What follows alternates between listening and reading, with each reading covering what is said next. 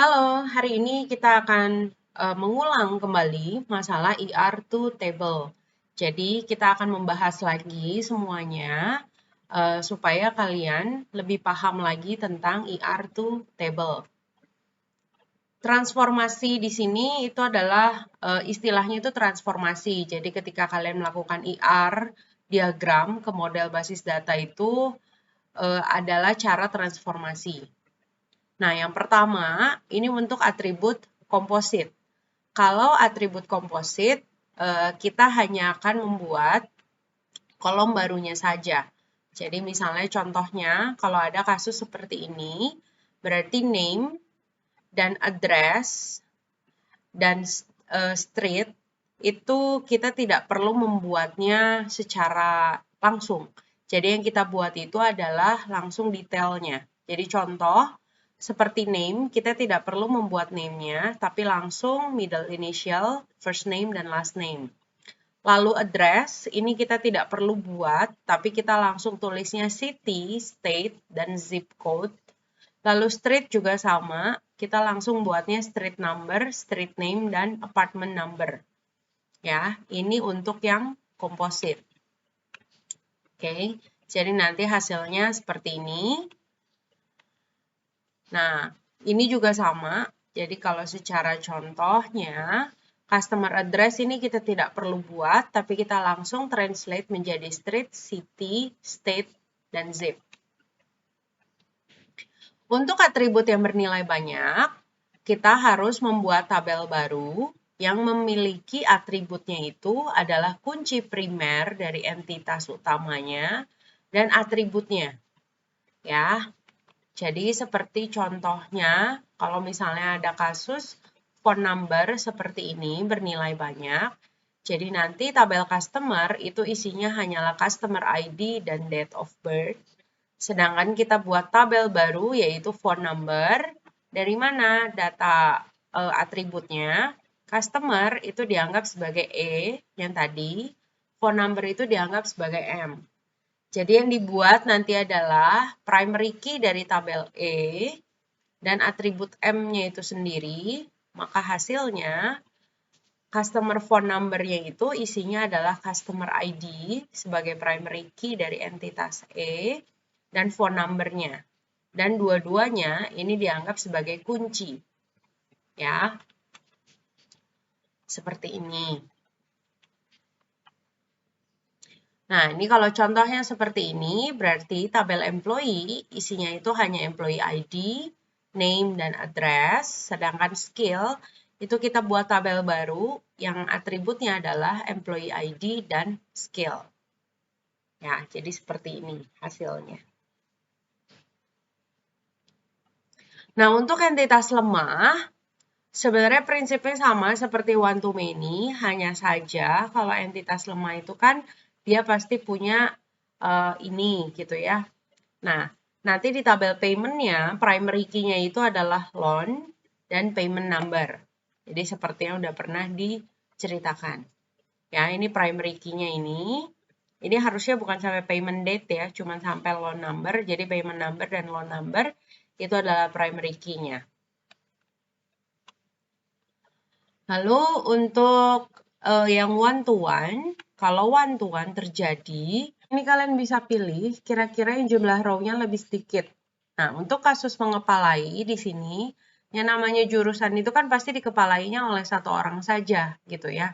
Sedangkan kalau dosen itu kan bisa berada di beberapa jurusan. Nah, ini karena kasusnya relasinya itu adalah mengepalai, bukan termasuk gitu ya.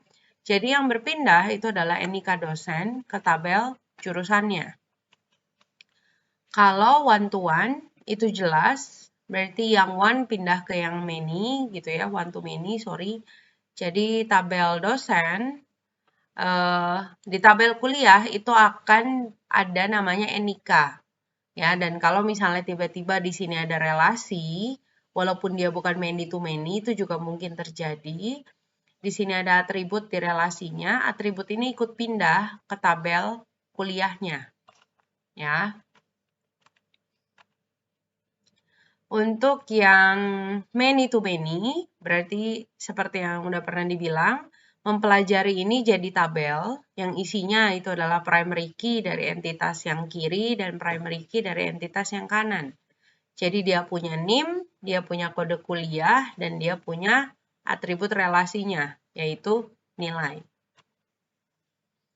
Ya. Lalu foreign key itu atribut yang menunjuk ke kunci primer pada tabel lain. Jadi kalau kita kembali ke halaman yang sebelum-sebelumnya, NIM dan kode kuliah itu sebenarnya adalah foreign key, ya.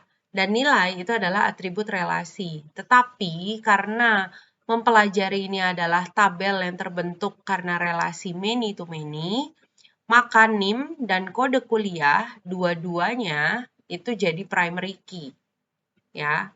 Jadi sebenarnya dia adalah foreign key, tapi karena dia entitas yang terbentuk dari relasi many to many, maka dia jadi primary key di sini, ya. Kalau dia relasinya tunggal, unary, berarti dia menggunakan atribut yang sama, hanya saja beda fungsi. Jadi contoh kayak seperti ini gitu ya, dia employee ID dan dia works for manager. Maka di tabel employee itu ada employee ID dan ada employee ID manager, tapi isinya itu sebenarnya sama. Jadi employee ID manager itu isinya sama dengan employee ID. Ya, jadi seperti contoh yang kita udah pernah latihan.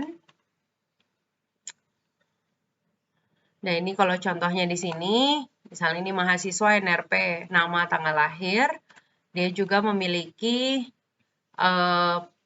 asisten praktikum jadi seperti ini. Kenapa dibikin tabel terpisah? Karena dia di sininya many to many. Ya, jadi kalau dia many to many langsung aja di-create di sininya. Nggak usah ditambah lagi di tabel mahasiswanya. Kalau dia one to many, itu baru ditambah di mahasiswanya. Contohnya seperti ini, kalau ini one to one gitu ya, atau one to many nanti juga akan seperti ini. Nah, ini ada nomor KTP, nama tanggal lahir, dan nomor KTP pasangannya. Kalau spesialisasi generalisasi, ada dua cara sebenarnya. Cuman yang kita dari kemarin pakai itu sudah cara yang keduanya. Nah, bedanya di mana? Kita langsung ke contoh aja ya, biar kalian nggak terlalu pusing.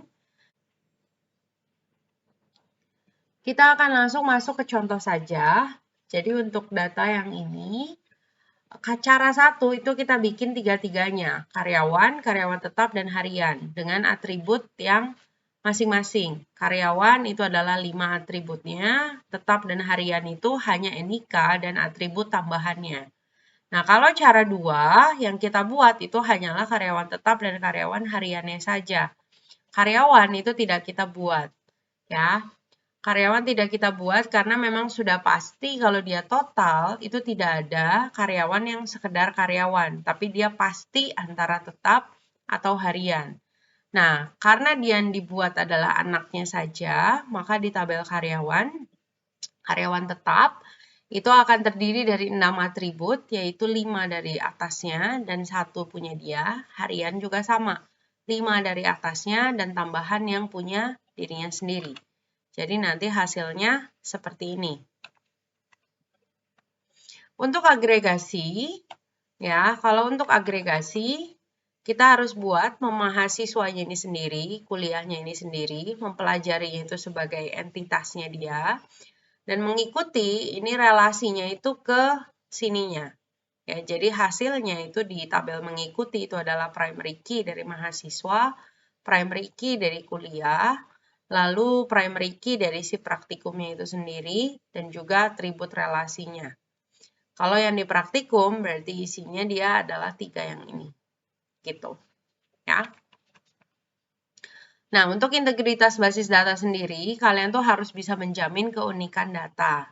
Jadi, kalau ada data, itu tidak boleh ada yang sama persis. Makanya ada primary key, nah itu tidak boleh ada yang sama. Integritas domain. Jadi kalau dia integer, ya kalian nggak boleh tulisnya 4,3. Atau kalau dia date, kalian nggak boleh tulisnya date time. Ya. Lalu integritas referensi. Referensi di sini tuh kalian harus memastikan kalau foreign key itu di tabel utama itu pasti ada. Ya, jadi harus ada sumbernya gitu ya. Nah, lalu yang terakhir ini adalah integritas entitas. Kunci primer itu tidak boleh nol. Jadi harus ada isinya. Nah, ini ada 4 hal yang harus dilakukan, yang dapat kalian lakukan untuk menjaga. Jadi, kalian tidak boleh sembarangan menghapus data di tabel utama, apalagi kalau dipakai sebagai foreign key.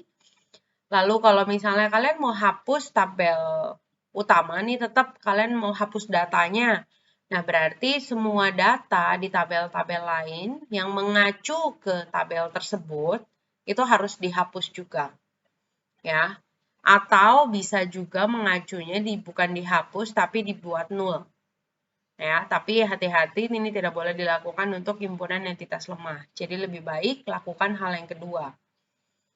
Lalu yang terakhir, ini kalau misalnya data ditambahkan pada tabel yang menunjuk tabel utama, tapi data tersebut tidak ada, maka tidak boleh. Jadi kalian harus tambahin dulu di tabel utamanya, baru boleh kalian tambahin di yang berikutnya.